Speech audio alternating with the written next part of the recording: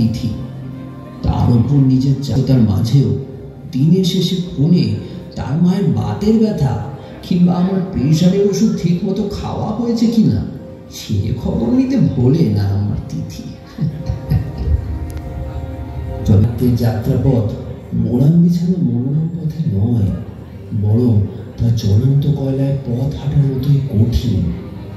সে পথ কখনো কখনো আগুনের মধ্যে দিয়ে যায়, আর সেই আগুনের স্পর্শে পবিত্র